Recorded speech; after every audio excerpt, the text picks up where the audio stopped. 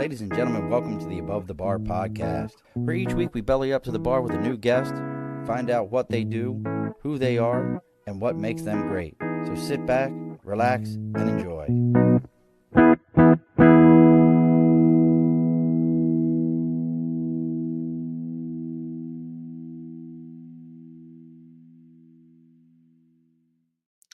Alrighty, folks, it's the Above the Bar. And it's your host, Sean, and we've bellied up here on the first Wednesday in September. I think it's the 3rd. Yeah. I always forget the day of the week. It's September 3rd, and we're bellied up as, you know what? And I think this is a phenomenal topic because we are coming to the end of the summer food season as we're getting ready to get into that fall food season, which is also a highly emotional food season, because we all tie the next few holidays into something of an emotional standpoint, something that deals with our feelings. So, and Michelle told me how to pronounce her last name, and I'm going to butcher it, but because this is who I am. If those of y'all that know the show, I butcher last names like it's going out of business. So joining us, folks, from not far from my original hood, like literally a bridge over, physically a bridge over. So joining us all the way from down in Maryland and Annapolis, it's Michelle Petties. You said it perfectly. Did I get it right, Petties? Yes. You got the check. You got the check for it. Look at that. That's what I'm talking about. Got it right. Because Michelle, I butchered the daylights out of names. I am absolutely the worst person for names in the world, and I don't know why. But we're going to be talking with Michelle. Look, we've had other coaches on, and we're going to talk about her coaching title also. We've had a bunch of other coaches on, but Food Story Coach is a first. So we're going to be talking to Michelle about food and how emotions are attached to food and our food habits as people. I know I've got some personal ones that I'm always curious about that come from my time in the Marine Corps. So, but before we get into that, as always, folks, over my right shoulder, it's the big board for sticker and a cause. If you got something that you're supporting, something you believe in, something you want other people to know about, and you've got a sticker associated with it, you can reach out to me on Facebook, LinkedIn, YouTube, Twitter, Twitch, Instagram, TikTok, our website, or X. Our website is theabovethebarpodcast.com. Our email is theabovethebarpodcast@gmail.com. Let me know what it is. Let me know what you got going on. We will read about you live here on the air. Oh, Miss Wendy Ford, how are you, my dear? Always a pleasure to have Wendy joining us out in California. She's brought us a lot of great guests, but reach out to me. Let me know what it is. We'll put that sticker up on the board so everybody can know all about it and what you got going on. And we got to talk about the people to pay the bills around here, Michelle. And that's Budget Blinds of East Greenbush, Budget Blinds of Hudson and Cooksaki, and Budget Blinds of Schoharie, all up here in New York. North America's largest custom window treatment company. They handle everything from blinds, shades, shutters, drapery, even do window tinting if that's something you're looking for. And for those of you that have those weird custom-shaped windows, trust me, window tinting is an amazing way to get those things covered and not break the bank on it.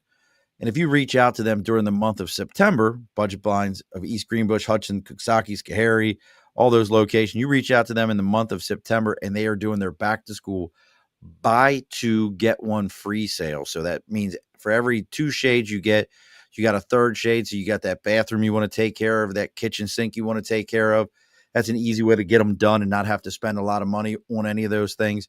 Also, as always, folks, if you let them know that you're there to belly up to the bar, they are going to give you an additional 5% off your entire order. So if you think about that for a minute, that's a free window treatment and 5% off your entire order. So make sure you're reaching out to Budget Blinds of East Greenbush, Budget Blinds of Hudson and Cooksaki, and Budget Blinds of Schoharie, North America's largest custom window treatment company. All right, Miss Michelle, we're all done. All the house cleaning's done and over with and out of the way. All right. How are you today?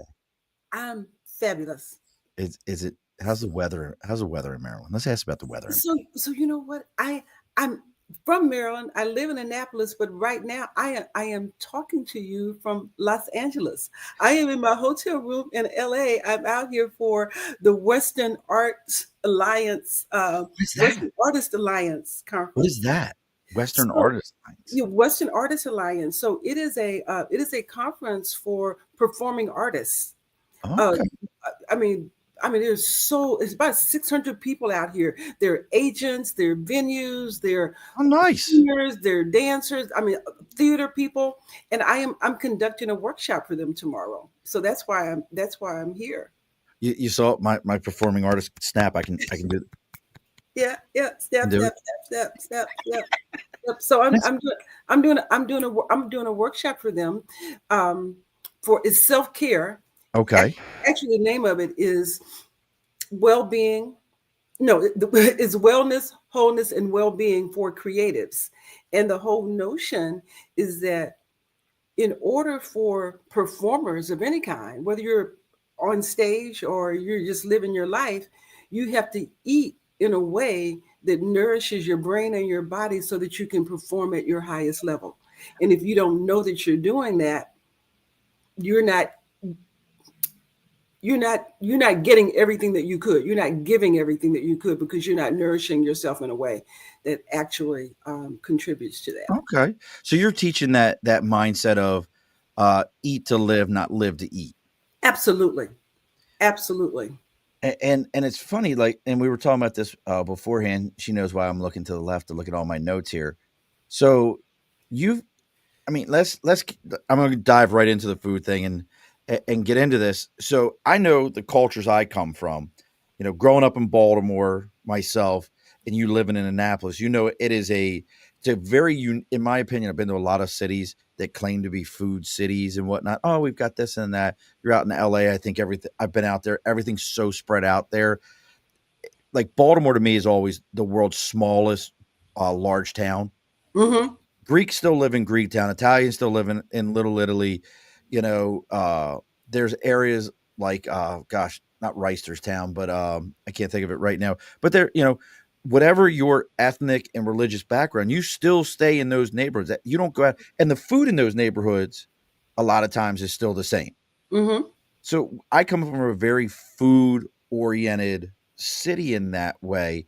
And correct me if I'm wrong, you're from Texas, where I think it's another state that feels like, hey, our food's the best. We've got the barbecue thing. And Yes, if you go to yes, East Texas, you know, it gets very yes, into people don't realize Cajun cooking in East Texas is a huge, huge thing. yes. So tell me how you started this journey into this food world for yourself and becoming, I love this, food story coach. I Food love story that. coach. Okay.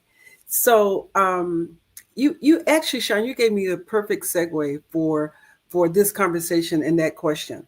And as you talked about, it's summertime, or summertime is close is coming to an end, and we're leaving like the summertime food season, and we're heading into the fall, which is just all food all the time Oh gosh. throughout the holidays for most people. And so I'm going to talk about that. And I'm also going to talk about being a food story coach. So let me start also with the fact that we're at the bar, right? We're above the bar. I'm yes indeed. I am from Texas, and being from Texas, one of my favorite cuisines, if not my favorite cuisine, is Mexican food. Right? I Uh, didn't I didn't grow up with Mexican food, but I love. There's a story as to I, why I I love get it. it. We won't necessarily get into that tonight.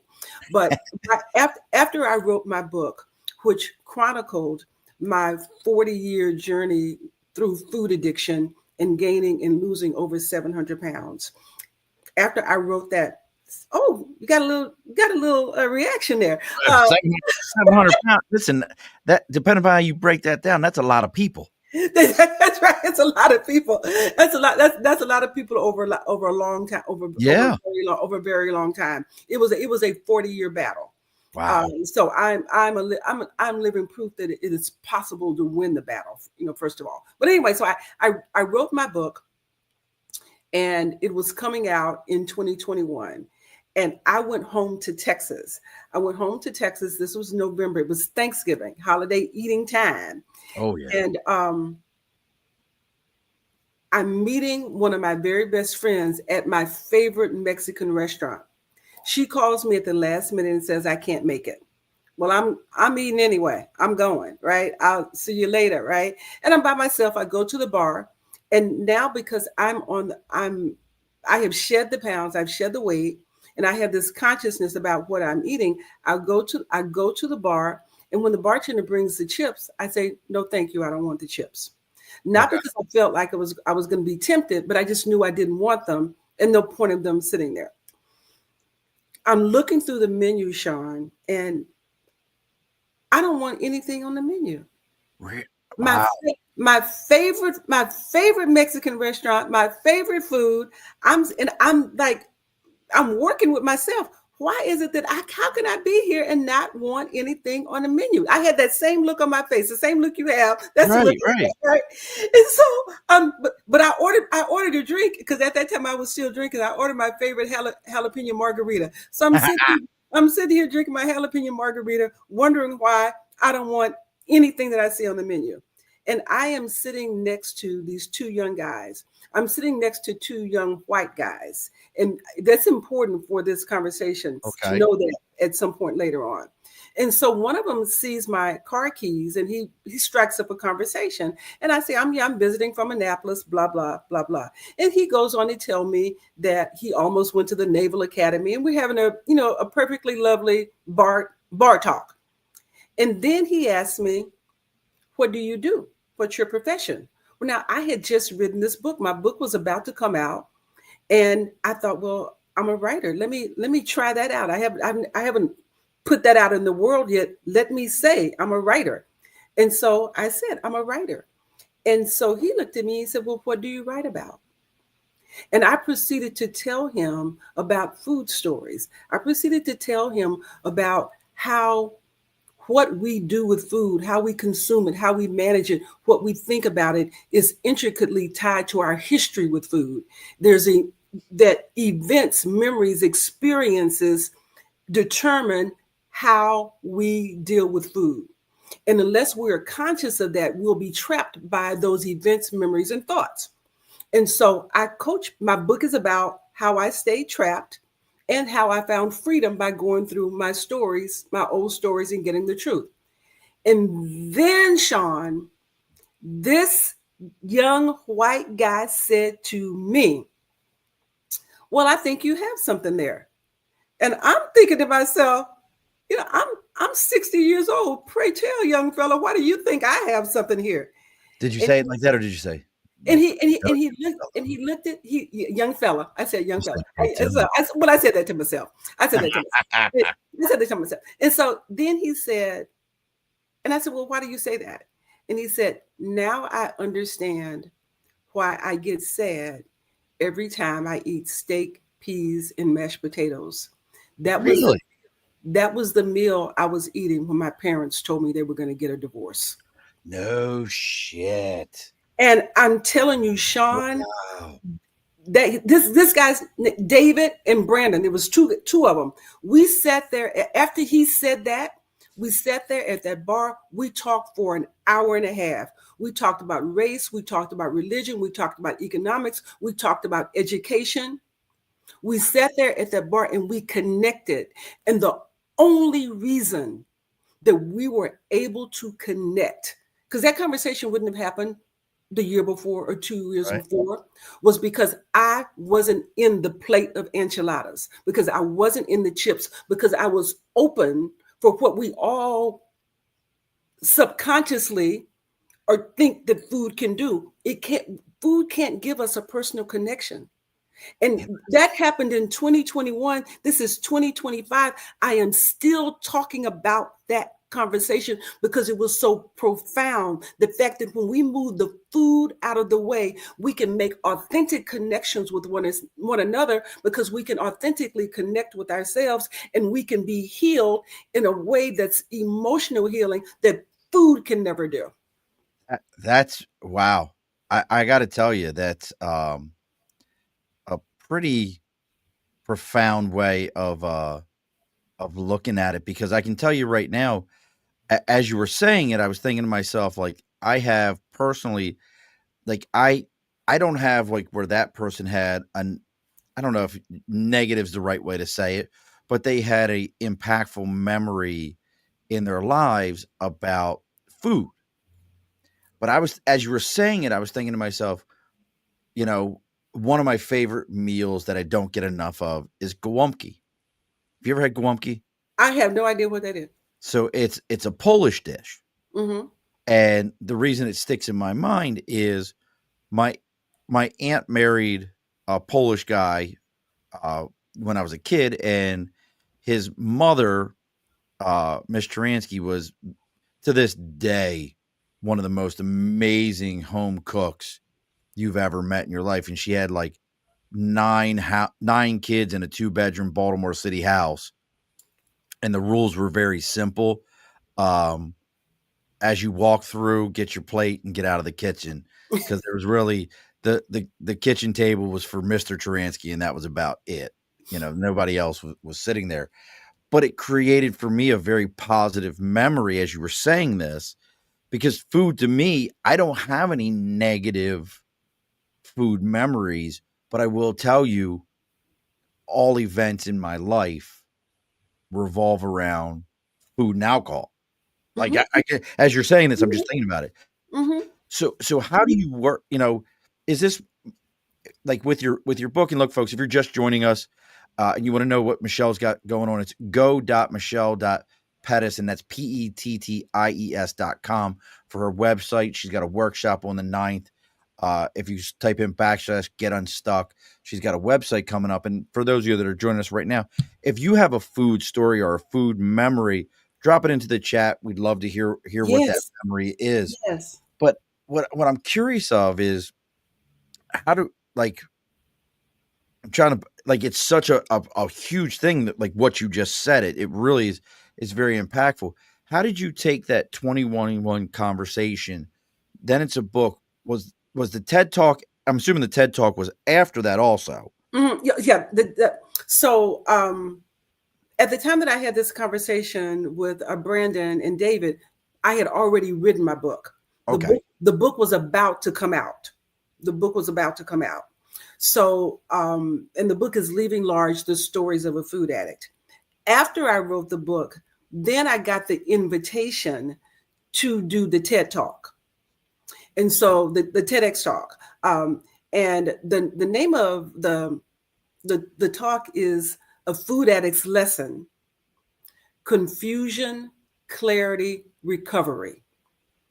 And the reason that it's called Confusion, Clarity, Recovery, I want to start with the confusion piece, because we are confused about a lot of things when it comes to food and emotions. And the processed food manufacturers, the stacked food manufacturers, the junk food manufacturers do two things. They do more than two things, but they take advantage of that confusion and they fuel that confusion. They take advantage of that confusion and they fuel that confusion. The the the illuminating thing that I learned on this journey, that I never really had a consciousness about, because this is about consciousness, this is about awareness. So once we're able to get conscious, get aware, then we can transform.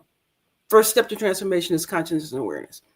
Was that the confusion that I had was what the purpose of food was. The purpose of food is nutrition, nourishment, and energy.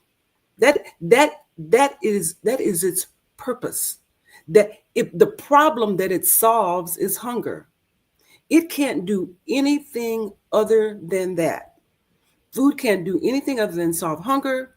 It can do nothing other than provide nourishment, nutrition, and energy. But we live in a society that tells us that food is the answer to everything but that. What do you mean? We live in a society that tells us that food is entertainment, that it is pleasure, that it's an activity, that it is at the center, just like you said, it is at the center of everything. It is at the center of social events. It's love. It is nourishment, nutrition, and energy. It could it and so here's why I say that. Um, if if you think that food can be an expression of that, right? But first of all, we have to be real clear what food is. So if food is nutrition, nourishing, energy, its only purpose is to solve hunger, then if you give somebody, I don't know, 12 dozen donuts, because or 12 donuts, and there's some donut stories in my book, because you love them, right? Then you have to look at those donuts and say, are they nutritious? Are they nourishing? Are they? Or or or or or does that sugar break down your body? Does it lead to diabetes? Does it cause mood swings? Does it hike your blood sugar? Right? So if you look at those donuts and say this is what this product does, then it's clear that it's not food. It's clear, that it's dangerous. And if you love somebody, would you give them something that is dangerous? No. Would you give them something that is unhealthy? Would you give them something that is poisonous? Would you give them something that is addictive? Because there's a research out there that shows that sugar is more addictive than cocaine. It 100%. lights up the same reward centers in the brain. So when people eat it, they can't stop eating this substance that ultimately harms, right? That harms their body. And yet, I want to bring you this cake. I want to make you these cookies because I love you. That's confusion. And Pacheco throws it out. She says, she was one of my Marines. She says, sugar causes and feeds cancer. Absolutely. And it is in everything. Yes. And so that's one part of the confusion right there. Right? I mean, I have seen this, Sean, too many times out and this is I don't have kids. So if what I'm saying, I'm no shade on mothers, because we've all been marketed to and advertised to. So you got a kid, the kid is upset and anxious, and you're like, here, baby, you want a cookie? Let mommy give you a chocolate chip cookie, make you feel better. Boom. And maybe and the kid's not hungry. What the kid is anxious and upset about something. Right. And so what the kid needs is for you to be picked up and loved on, and their back rubbed, right? Because now we've got this habit, this belief that starts very early, that when I'm anxious and when I'm upset, what I do is I pick up a chocolate chip cookie, or I get something sweet. That's the way to solve it. But it doesn't solve it. And that's what the big issue is that if you do the research, and I've done the research, and the numbers will say from anywhere from 35 to 75% of people say I'm an emotional eater. I eat because I have some emotion that I can't manage. I have some emotion that's kind of taken over in this space, and I don't know what to do about it. So I eat. Well, here's what the problem is that when you have an emotion, let's say it's loneliness. Let's say it's boredom. That's the two I get all the time when I'm coaching people. I eat when I'm lonely. I eat when I'm bored. Where there's 100 others out there that we don't even recognize or honor or acknowledge because we don't deal with them. But let's just say you eat. You say you eat because you're bored, right? I like I said, I've done it. I've definitely done it. Of course, because we have advertising and marketing messages that tell us all the time that eating and going out to eat will cure that. But here's what will happen is that you go get something to eat and you're not hungry, but you're bored. You've now eaten because you're not hungry and you are still bored. But your senses, what you need to be activated, has not been engaged. So when you're bored, when you're lonely, when you have some sort of emotion that's not being addressed, not being dealt with, that creates discomfort. That creates pain. That creates this unmet need that just lives in your stomach. And we think because it's in our stomach that it's hunger. And it's not. It's this emotional place that has not been healed. So we keep eating to deal with this thing that's in our stomach that is not actually hunger. So we get confused because we don't know the difference between hunger and these other emotions that might settle there. And so we continue to eat. And Kristen says sugar can also put us on a physical and emotional roller coaster. I can see that. Absolutely. Absolutely. Absolutely. Well, let me throw this. I got to throw this twist at you though. Okay. And I know you're going to have an answer for me. And look, folks, if you want to know what Michelle is all about, go to go.michelle.petties.com, and Petties is Petties. I want to hear your food stories. Those of you that are watching us either over here on Instagram to my left or here on all the other stuff here, all the Facebooks and all that. I want to hear your food stories so that, Michelle can talk to us about it. But I come from food is love. Mhm. So, look, my grandmother and my great grandmother, they're Sicilian. You eat for that. It's love. You bring people together around a meal. So, with all that you're saying, though, that the emotional and memory attachments to it, like, how do you like? Are you saying separate those, or are you saying no? It's okay. You have to understand them. I'm trying to figure Okay. out where this Yeah. is. Yeah. Both. I'm saying both. And so I will tell you something, Sean. I do these workshops all over the country, right? I do them all over the country. And no matter where I go, people will come to me and say, I'm Jewish. I'm Jewish. Food is love. This is how we express it in our family. I'm Italian. Food is love. This is Yeah. how we express it out. I'm from the South. It is the center of everything. Food is at the center of everything. Oh, So, absolutely. so no one is special in that respect. No one is special because all cultures do it for the most part. For the most part, because there are situations, and I grew up around it. I'm from the South. That's what I'm saying. Right. So you go to someone's house, and if you don't ask for seconds, they're offended. Right. You go to what they think What, you didn't like it? you didn't like it. There's something wrong with it. Right. So but that is script that we need to rewrite. That is script that we need to rewrite. And here's how we do it. I'm gonna tell you how we do Please it. help me, because I'm thinking like Okay, this is okay. cultural. I'm going to tell you how to do it, because once we fundamentally understand that the purpose of food is just fuel. I'm not saying that it can't taste good, but I'm saying the most important thing is that it's safe. Is that I agree with you there. Yes. we are conditioned to make decisions about what we eat based on appearance, taste, smell, and pleasure. Mostly pleasure. And none of those things have anything to do with why we should eat in the first place and what food's purpose is, which is nutrition. Appearance, taste, smell, and pleasure have nothing to do with nutrition.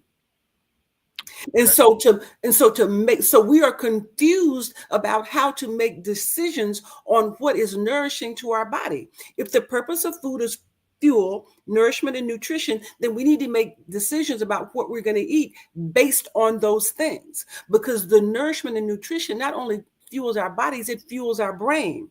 And our brains are the center, our bodies follow our brain. So the decisions that we need to be making about how is this going to help me with performance, with my mental performance? Is this going to help me with cognition? Is this going to help me with memory? Is this going to help me perform at a higher level? Is eating this going to do that? Is this going to be safe? And it requires a completely rewiring of our thinking and our brains and our beliefs about what to eat, why to eat, and when to eat it, because we live in a food culture that is being driven by the people that manufacture it. Yes. And want us to eat more of it and buy more of it for their profit at the expense of our health. So so many of these messages that have been passed down about food being love and the bigger portion, and you have to have this for that, is because it has been marked. We have heard it for so long that we believe it's marketing. So we have to stop. We have to stop that. But back to how you deal with it in your family situation. Yeah. I want to deal with that. Help me out. Because I don't know if you listened to my TED Talk or not, but in my TED Talk I said there are three things I will never eat again. I'll never eat my grandmother's peach cobbler, my mother's lemon pound cake, my Aunt Dorothy's sweet potato pie, or bread pudding even has bourbon sauce on it.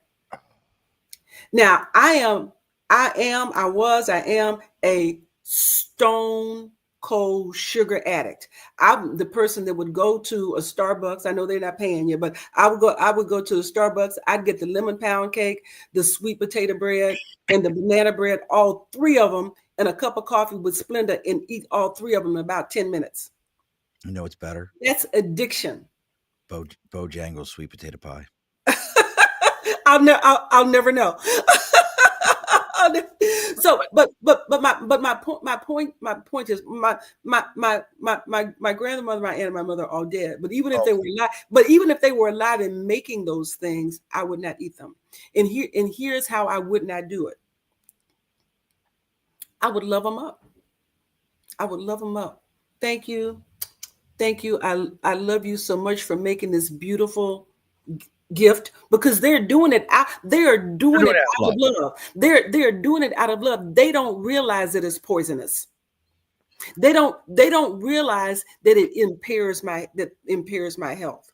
They don't realize that it's addictive. They don't know that. They're just doing this thing, and that honors their gifts, right? Right. Because for so long, all people had to show an expression of their appreciation was food. Yeah. All they had was food. Well, we have other things now, but love them up. Glow up on their talents. You are. I am sure this is so good. But here's a phrase. You know that doesn't agree. I'm from the South. This is what you say when you don't eat stuff. That doesn't agree with me. Oh, I know that. I know that one. Yeah, that Lord, child, I'd love to have that, but you know that don't agree that with that me. don't that that that don't Child, I can't have that. that don't agree with me.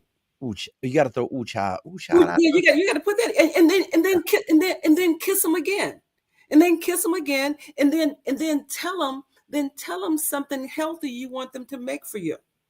I would love it if you would make some greens for me. I would I love love it if you would make some beans for me. I would love it if you, because this doesn't agree with me. I used to eat it. I love it. It's beautiful, but it just right.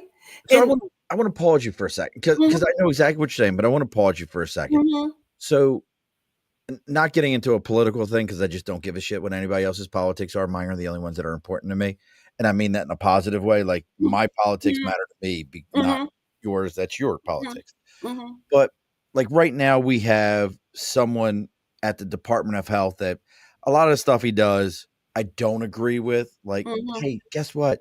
Scientists understand stuff, but at the same time, I think the FDA allows shit to go through. Like, guess what, folks? I love a little shredded Parmesan Reggiano on some pasta. I love that flavor. Take a look at the next time you get out your shaker of Parmesan cheese, and when it says cellulose on it, that's wood chips. If you didn't know that, Mhm. why do you think, or is there a way, or what do you, this is kind of a three part. Like, what do you think? Is there a way, and how can we, uh, uh, work with? And I love Troy. One of my closest friends. I've known him forever. Troy says he likes the way I'm drinking whiskey while you're talking about eating healthy, and then he says that the person we're referring to because he works out in jeans. Yes, he does. But but is there like there are things here in the US, and I think it's a very US problem that we call food that other countries do not, like breads. Absolutely. Why do you Yes. think we allow that to get away with? Like, there's stories that like, hey, it's the 1950s, post Second World War. I'm tired of hearing about post Second World War, and that's the why. Like, here's Yeah. one. Yeah. Do you know what uh generally recognized as safe is? Do you know what that is? No, Have you no. heard the term? Here's Well, one for you for the food. whatever it is, it sounds scary. It doesn't sound safe at all. So this is something that the FDA, all these chemicals that are in our foods today, the FDA, most of these are 50, 60, and 70-year-old chemicals Yeah. that are in our food that the FDA has never gone back and reevaluated, and won't allow anyone to reevaluate because they're generally recognized as safe. They call it GRAS, GRS, generally recognized as safe. Like the dye, like food dyes and shit like Yeah. that. It's generally recognized as Yeah. safe. It's got to be okay. Yeah. How do we Yeah. break this? Not Yeah. just, hey, I'm going to stop eating this Mhm. and I'm going to Mhm. be the weird one at the Mhm. family event that Mhm. everyone's going to look at and go, Mhm. "Why aren't you eating grandma's mashed potatoes?" Mhm. How do we break that as a Yeah. society, though? Do you Yeah. have any opinions on Yeah. that? Yeah. I do have some opinions on that. Um, we do it one step at a time. And here's the thing: is that we are too trusting. We have to be vigilant about everything that we put in our mouth, and really get to the point where there's a real fundamental understanding or or recognition that everything you believe about the safety of food and what food is right now is a lie, and it is based on profit. And so there's some basic, um I guess, tenets that I think about, right? And they're not that I'm trying to, let me turn. I don't know why that phone came through. Not that I'm trying to bash any particular store, but what I do want people to know is that just because you bought it from the health food store doesn't mean that it's safe. Just because you got it, they serve it at a restaurant, doesn't mean it's safe. You go into a grocery store and think about this, Sean. You go into a grocery store and there may be an aisle, one aisle with the shelves on either side, and it'll say health food, Mhm. right? Okay. If this one aisle is health food, what's everything else in the store? Did you know that most grocery stores have 55,000 products in them? That's a real number. I don't know what the number of them, but I would venture to say if there are 55,000 products in there, then 54,000 of them are inedible. I I mean, just why is sugar in nuts? Why is sugar in nuts? That's a So great question. back to your question, is that we there's certain things that we can't do on a policy level, but there are things that we can do in terms of our individual choices. And you mentioned about the red dye. All right. So even though everybody knew this long before, a couple of months ago, they came out. FDA says, "Oh, red dye causes cancer." Right? Red that dye number 40 causes cancer. It's going to be off the shelves in 2026. Why we gotta wait Right? that What's that? And not only that, do you really believe that the red dye is the only dye that causes cancer? Do you think that the yellow dye and the orange and the blue don't? And that's the only one that does. So the answer at this point for me is that we have to take responsibility for the choices that we make about what we put in our mouths. Not and not from the standpoint of blame, but just from the recognition that we have been lied to and marketed to for decades. So the first thing that we have to do is recognize that it's lies, do our own research, and start making decisions that will about our health that will save our lives, and not making decisions based on appearance, taste, smell, and pleasure, and getting this fundamental understanding that stuff is addictive. Here's the kind of like the okey doke, Sean, is that the diet industry counts on the fact that we're going to get it wrong. They count on the fact that we're just going to focus on how much can I eat, and how much can I have, and how much can I work out. I know that because that's what I did for 40 years. Yeah. That we're gonna rely on willpower, self-control, and self-discipline, and those things are going to fail us, and we're gonna feel like a failure, but we're not gonna know what to do to understand that what I eat and how much I eat and the working out, that's behavior. To get the surgery, that is behavior. To go on a particular diet plan, that is all behavior. To take a pill, that is all behavior. But the behavior does not work unless you change your belief system. You have to change your brain, you have to change your thinking. And when you change your thinking, then your body will follow. We hear this all the time, the Pareto principle. Pareto principle. You can't exercise your way out of a bad diet. It's 80% of what you eat and 20% of how you move. I hear people say it all the time. You can lean into that if you want to, but the reality is that it's 100% what you think. And if you change your thinking and do that first, then the behavior becomes something that you can stick to. You become transformed, but they don't tell you how to transform your thinking. And the way that you transform your thinking, I'll tell anybody that's listening right now, is you have to change the neural pathways in your brain, because we already have the neural pathways in our brain have already been conditioned, informed by the marketing and the advertising and our history and our lives and the experiences that we have with food for us to act in a certain way. And so that's why the willpower and the self-control doesn't work, because those pathways in the brain are already established. And so you can't fight them. What you have to do is establish new pathways that are based on new thoughts, new thinking, new beliefs around the truth about what food is and what the emotions are. And the way that you do that is you do that with visualization. You do that with affirmations. You do that with meditation, and you do that with writing, because those are the tools. Those are the four things. And you do those things in community so that they can be affirmed, right?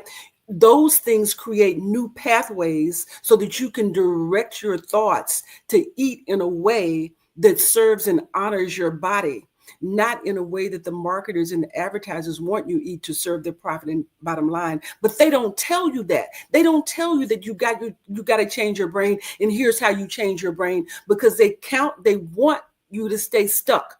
They want you to stay disempowered, because when food is at the root of our health, it is at the root of our health. And if we don't, 100%.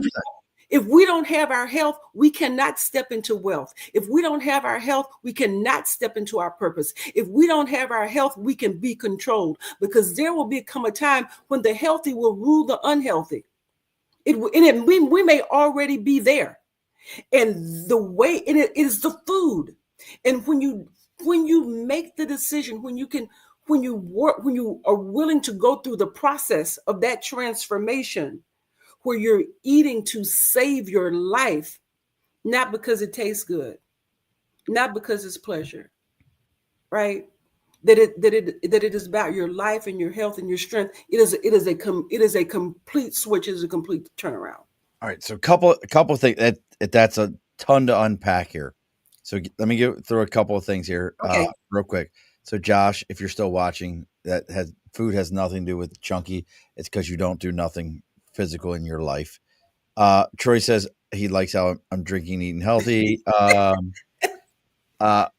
and listen, Troy's probably one of the most physical guys I've ever known in my life. We used to work out together in the Marine Corps, and I got a curiosity question for him as we go through this. What my cousin Heather says with Rosie food wasn't with any of that processed junk. That was my great grandmother. My great grandmother passed away when I was 4.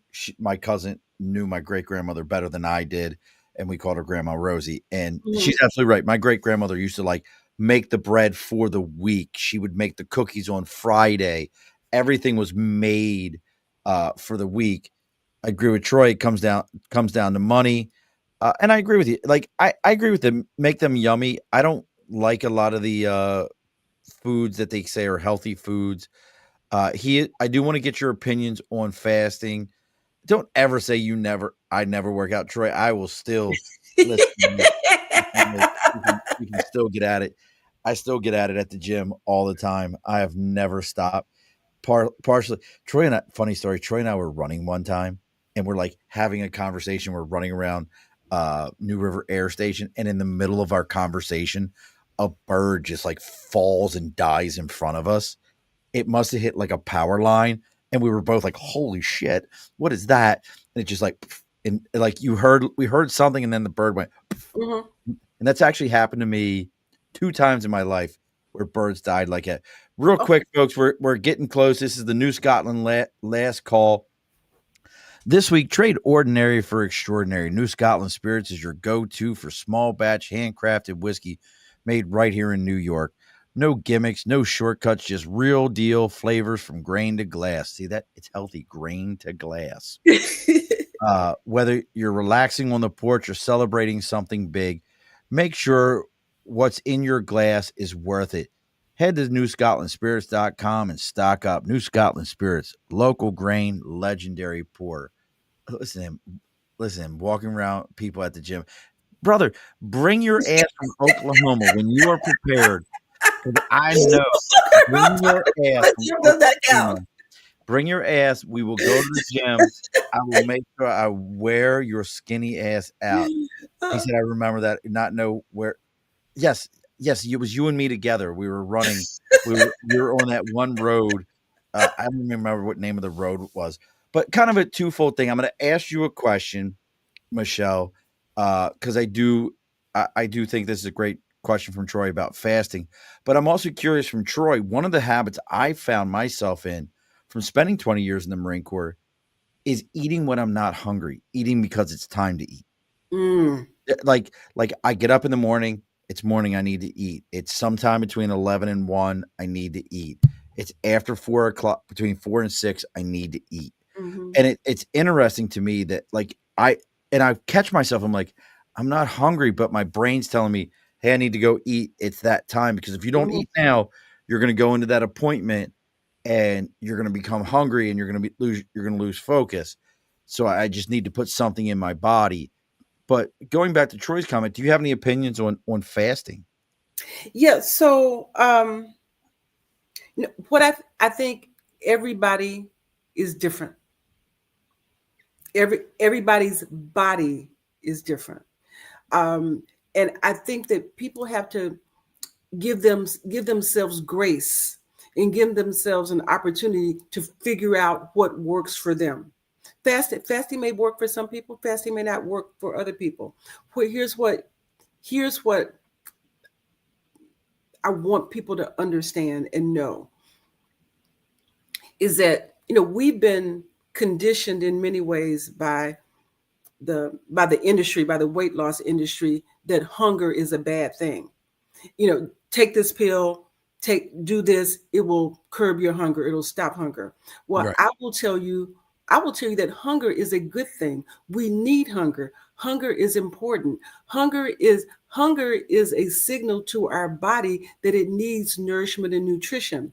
The problem is what we have been conditioned to do in response to hunger. We have been conditioned to eat that which does not nourish our body.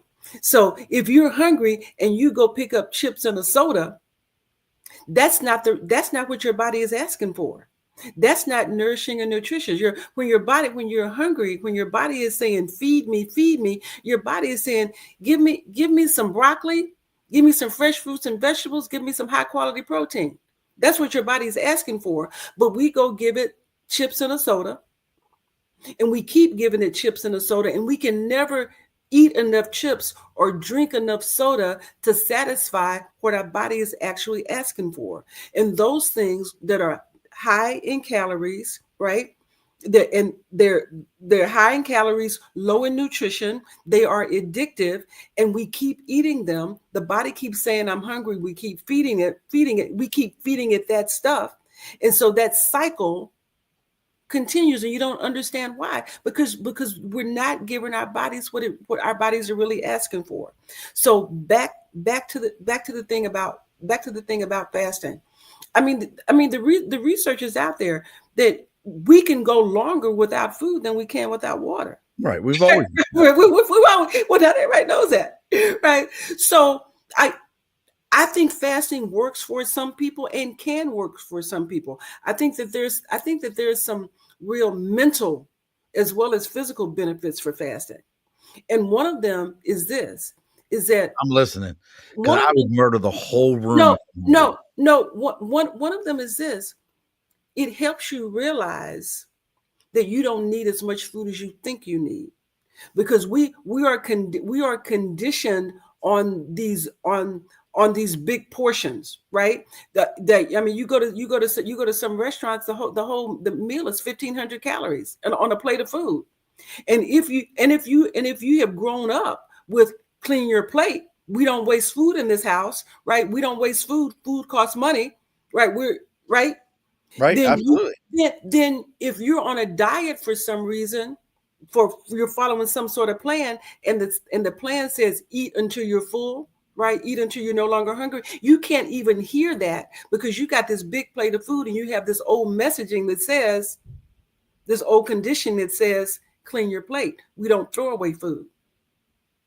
I'm And gonna throw so a that trivia question. and so that's a food story right there that we unpack. Even for some people, I've worked with people that say, I have worked all day, I'm so tired, I'm going to come home, I'm going to get something to eat, and I'm going to go to bed, right? Hmm. Because so here's the thing: if you are tired, if you are exhausted, then what you need is rest, not food. But if you have grown up with some sort of lack, if you have a food story that says there's some shame that's around going to bed hungry, because if I go to bed hungry, I'm going to wake up hungry because there's no food, then you feel like you've got that old conditioning that says, Right. I can't go to bed hungry because there's something wrong with that. And there's not anything wrong with it if you're not hungry and what you are is tired, because you can wake up and you're still going to have plenty of food. But that's that subconscious and unconscious programming, that unconscious story that people fight, that exists, that they don't even know that's there, that's driving their behavior. So I'm gonna flip it on you for a second, Okay. because the other side to it is, and again, folks, we check out go.michelle.pettis.com, petties.com. You can see what she's got going on. Uh, so the other side to it, and one of my favorite Marine, he's the best mustache in the entire world. Murph, I was that guy that would pig out even if I was full, but now I don't clean my plate no more, even if it's wasted. It's interesting to me because I'm hearing these, and these are Marines that I've known for forever and a day, and all of them are Marines, and we have that mental challenge of meals were timelines in our life. Mm-hmm. You got up in the morning, grab breakfast, boom. Or hey, you're going to PT, maybe you can grab breakfast afterwards. It's chow time. We're gonna go eat. Hey, the day is ended. Go eat. Your day is done. And they were timelines for her, and I live with those timelines. But the other side to it is I hear this like Troy is a very like he's an insane human being. He's absolutely insane. He's one of the guys like, I'm sorry, man, I can't go to the bar right now. I've got to go ride a bike for 100 miles because I'm an insane person. Like he's that guy, you know, all these different guys. But how do you address people who, for them, they've listened to and like you said, 700 pounds over the years of dropping weight, gaining weight, dropping weight, gaining weight. I've talked to people like they're addicted to weight loss, and I believe that's an addiction, weight loss. Um, how do you address the mental side of that? Like to say, hey, like you can do, because I think about it as you're saying, I'm thinking to myself, I retired, I was 170 pounds, I'm 220 now. Mm-hmm. And I think to myself all the time, like, damn, bro, you're 50 pounds heavier Mm-hmm. than you were. And I Mm-hmm. give myself excuses all the time, like, well, you blew your knee out after you retired, this, that, and the other. Mm-hmm. How do you work with folks to say, like, no, this is the process? Mm-hmm. Okay, sure. Um, I want to go back Yes. to what I just said. It is a matter of reprogramming your mind and your thoughts using that process that I call VAMP: visualization, affirmation, meditation, and prescriptive writing. And I know it's, see, for people that are doers, right? For people that are in this like behavior kind of world, that stuff seems like, how could that possibly work? But it doesn't seem like it's anything. But it is the unseen power. It is the unseen motivation that is behind change. So the way that it works, uh, Sean, I'll tell you, I have a platform. Like my brand is called Brand New. I am brand new now, and Yes. it is because it is brand new thinking. We it is it. the way that you do it is you change your thinking, and changing your thinking is a process. Changing your thinking doesn't happen overnight. And what most people don't realize or even understand is that whatever weight we carry on our body, whatever extra weight, whatever extra ounce of anything, before you ever gained it on your body, you gained it in your head first. And if you gained it in your head first, you have to lose it in the same way. And the way that you lose it in the same way is you unlearn the things you learned to put it on. You rewrite those lies. You rewrite those misinterpretations, those misconceptions. You change that, and you change that with the visualization, the affirmations, the meditation, and prescriptive writing. And you do it over and over. It is like this. It is like this when I remember being in the first grade learning how to write. And I'm gonna do this really quickly. You got the big fat pencil, and you were trying to write your ABCs, and they all look crooked.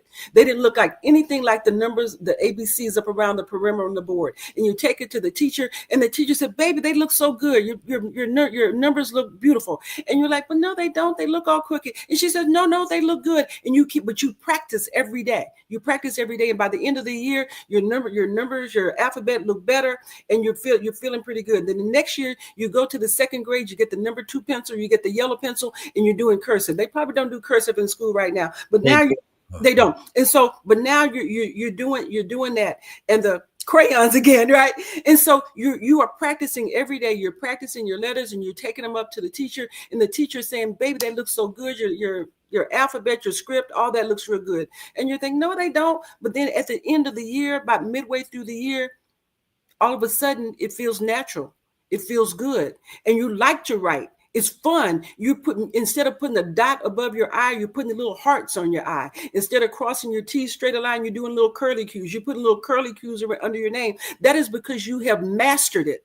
It's mastery. But the only way you got mastery is because you practice this new thing every day, and you got affirmed every day, and you did it in a group, and it is the same thing with changing your beliefs and your attitudes around what you eat and why you eat it. So we introduce the new concept.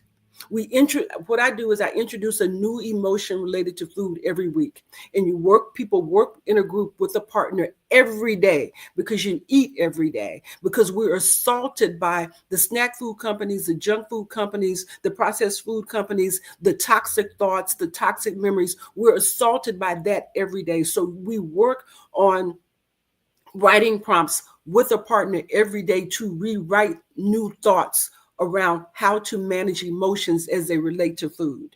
And you do that for a year. And what I guarantee is at the end of 52 weeks, you will know how to manage 52 different thoughts and emotions around food that have kept you stuck, so that you can do something that honors your body, and you use food in a way that nourishes and strengthens you. That's how it works. Michelle, you are absolutely incredible. You are absolutely awesome. I there's not enough adjectives I have in my mind to say how incredible this entire conversation has been. And I hope that everybody takes the time and they go to go.michelle.pettis.com/get unstuck. Real quick, we've got a couple of minutes here. You've got upcoming on the September 9th, you have That workshop. a workshop. Now, is this an online workshop? How does that work? It's an online workshop, and so the program is called Mind Over Meals. The program is called Mind Over Deals. It is a 8-day online retreat. Every day for this particular retreat, we're calling it to break the consistency code, because that's what people say to me all the time. I can't be consistent. I can't be consistent. Well, here the thing is, we know how to be consistent. What you don't know how to do is change. And what you don't know how to do is change in the face of all these advertising and marketing lies that are heaped upon you. And then that's what I teach you how to break during this upcoming workshop. Listen, I get this. I can't even begin to explain to you how incredible this conversation has been. And you've got my mind thinking about things. Now, I will tell you, I think about them like a Marine, like all right, I would just abuse myself until things change. The morale beatings will continue until morale improves. Um, Look, folks, if you're finding me through Michelle or Michelle through me, please take the time, like, share, follow. Check her out on Instagram. It is I am brand new now is her link on Instagram. See what she's got going on. Check out her different comments and messages. You can find her on LinkedIn under Michelle Petties, Petties. You can go to her website, go.michelle.pettis.com. You can see all the things she's got going on there. You can find out what she's got happening. Michelle, just absolutely an incredible conversation. I think it's one of those ones that I could have for another hour and wouldn't even think much of it. It's just one of those type of conversations. Make sure if you're just finding us, make sure you're joining us next week. We're having Bill Overholt is going to be on next week. Bill has got 22 years of sales leadership with Johnson & Johnson. He's a results-driven kind of guy, but he actually owns his own Troy, you know I love you, brother, man. Give my love to the whole fam. He's got his own business now. We're going to be talking a little bit about entrepreneurship, franchises. How does that work in people's lives? I always love talking about these type of things. So we're going to be talking to him next week.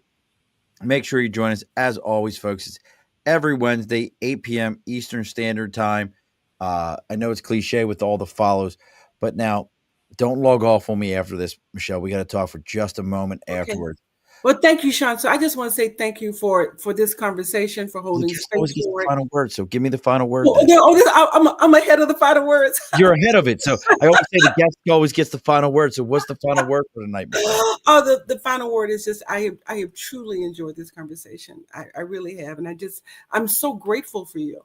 I'm so grateful for this platform. So grateful for the work that you do, for the questions, for just letting me, introducing me to your audience, and for you being receptive. So this is how we push this forward. This is how we raise our collective consciousness and really create some change and get our health back, get our power back.